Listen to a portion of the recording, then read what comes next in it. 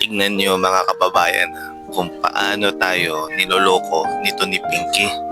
Kanina, in-interview siya sa isang mainstream media.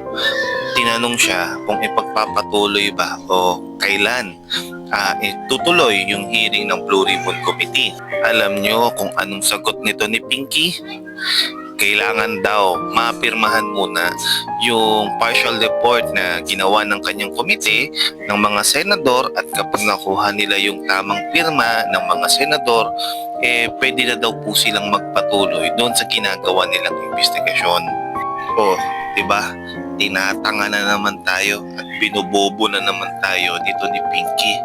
Akala lang yata niya siya lang yung may internet dito sa Pilipinas. Ganon ba yon? Kapag hindi niya nakompleto yung pirma na kailangan niya doon sa partial report ng komite, ay hindi na pwedeng ipagpatuloy ang hearing ng Blue Ribbon Committee. Pwede pa rin ipagpatuloy ang hearing. Pwede pa rin mag-imbestiga. Pwede pa rin mangalap ng mga ebidensya. At pwedeng ipatawag yung mga taong gustong magsalita sa flood control anomalies. Ano yan? Delaying tactics na naman para patagalin ang issue ng flood control, na kapag nagsawa na ang taong bayan sa issue na ito, tatapusin at papatayin nyo na lang ang issue na to. Hoy Pinky, maawa ka naman sa mga Pilipino.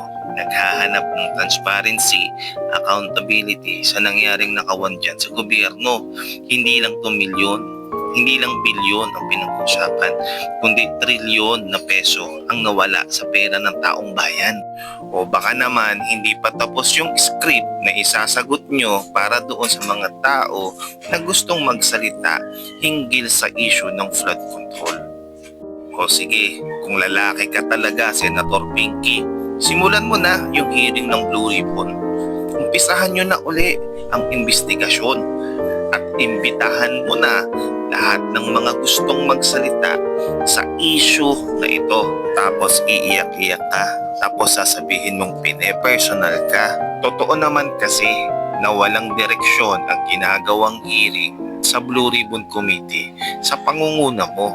Kaya huwag kang magtaka kung ayaw na ng taong bayan sa pangunguna mo. Let Senator Marcoleta lead the Blue Ribbon Committee. O ano, Senator Ping Lacson, kaya pa ba?